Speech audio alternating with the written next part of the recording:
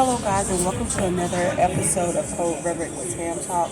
Today we're going to be doing mukbang coding. So today I am at the Wing Mac, and I'm going to be trying fish at the Wing Mac. But today I also want to talk about critical care coding, and so we will get started.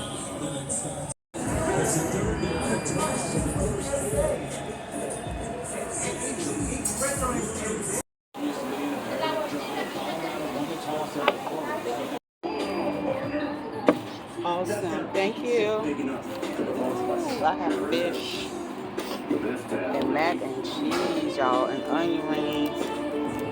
And my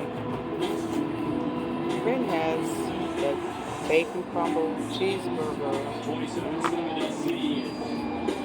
Yes, wing and mac, y'all. With the wing mac, the wing mac. So we're gonna get into this bill, and then we're gonna come back and discuss critical care coding. All right, see you soon. Mac and cheese. Yes, yeah.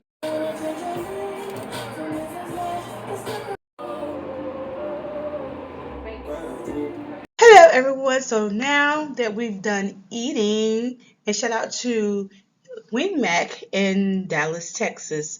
So I am going to dive right on into our critical care services overview, and I'm going to go ahead and apologize up front. I am under the weather, allergies, cold, seasonal changes. So you may hear a little raspiness in my voice, but nonetheless, I am going to deliver this information to you. Again, today we'll be discussing critical care services. So according to the 2023 Critical Care Guidelines, critical care and emergency department services may both be reported on the same day when and after completion of the emergency department service. The condition of the patient changes and critical care services are provided. And as you can see here, we have a reference for you to reference later just for confirmation from CMS, or excuse me, the AMA. So for those of you who weren't aware, or perhaps you are, critical care time is a time-based code. So not only will we look for those certain factors pertaining to the ailment of the patient, but we're also going to look for the time frame in which critical care services were provided. And as you can see here, critical care starts at the 30-minute range, and depending on the length of critical care services that it has been performed or provided, it will also determine which critical care code to assign, whether it's just one, which is the 99291, or if the time frame is between 75 minutes and 104 minutes, we're going to assign 99291 and 99292. And as you can see here, the greater the time, as you can see, the number of codes that should be assigned as well. As you know, there are certain services that are included or bundled into critical care services. Now, per the CPT manual instructions, services that are not separately reportable by critical care practitioners, and again, for those who are reporting critical care codes 99291, 99292, include but are not limited to the services listed below. Again, this is not an exhaustive list of the services that are included, but just a general overview of some of the services that are included. So our first one is the interpretation of cardiac output measurements, which is represented by CPT codes 93561 and 93562. We have our chest X-rays, which are represented by CPT codes 71045 and 71046. I'm going to jump now to ventilator management. As you can see, there are several codes for that, and that range starts at 94002 and goes to 94004, 94660, as well as 94662. And then we have our vascular access procedures, which are represented by 36000, 36410, and 36600. Again, I repeat, this is not an exhaustive list, but again, some of or an overview of those services that are incorporated or included when critical care services are performed at the same time. So again, I'm going to just remind you that critical care codes are time-based codes. CMS recently revised the critical care billing rules. These rules became effective on January 1st of this year, 2023. But the most significant requirements include split shared services are now allowed and billed using a new modifier, which is represented by the FS. Only one practitioner per specialty can submit a bill for critical care services, unchanged from prior years. Okay, and since critical care as well as the prolonged evaluation and management services are reported based on time, providers shall not include the time devoted to performing separately reportable services when determining the amount of critical care or prolonged provider evaluation and management service time.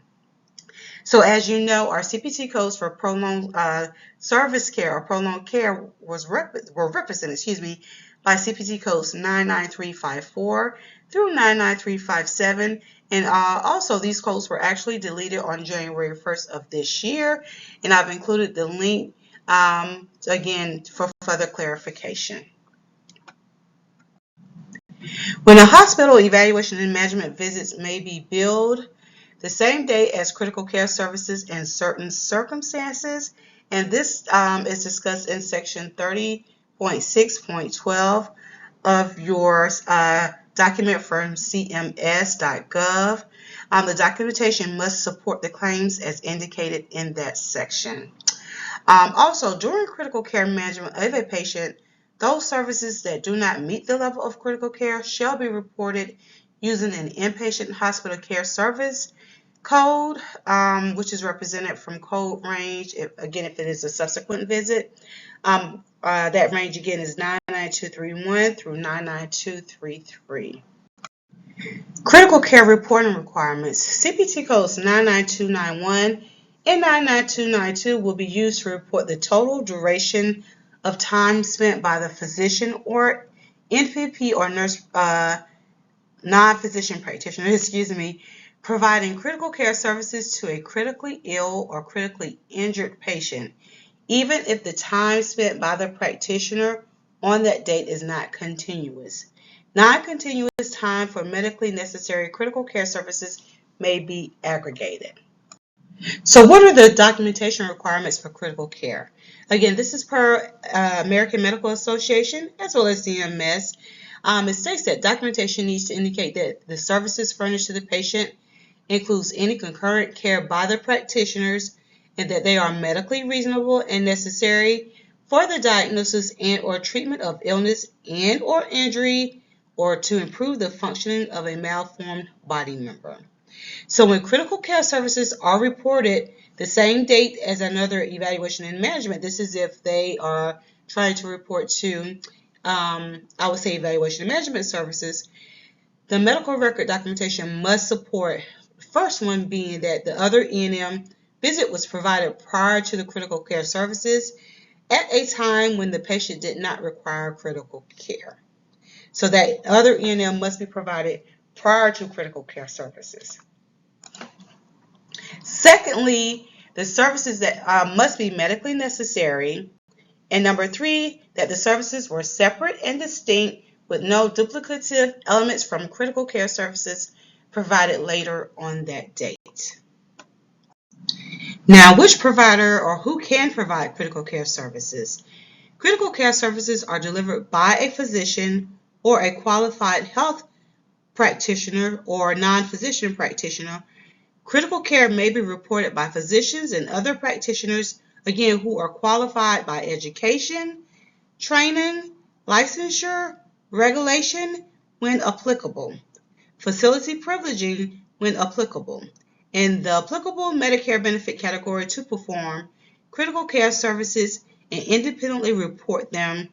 Again, I have your reference here from Centers of Medicare and Medicaid at cms.gov. So we have our example here. Patient A presented to the emergency room after suffering cardiac arrest. The ER physician spent a total of 30 minutes providing critical care to the patient. The patient was stabilized and transferred to the critical care unit for ongoing treatment. Lab work was performed as well as a chest intubation was performed.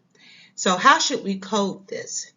So based upon our coding rationale, we're going to assign critical care code 99291, because again, critical care begins at 30 minutes, and to report 99291, it must be between 30 to 74 minutes. And then we're going to report CPT code 31500, which is for a chest intubation, and because it was emergent and it was performed in the emergency room. And then we're going to assign ICD-10 code I46.9 for cardiac arrest. Critical care are time-based codes. Only physicians and QHPs can report critical care time for critical care services performed. Only 99,291 can be reported per day by the same physician or QHP, from the same group and same specialty.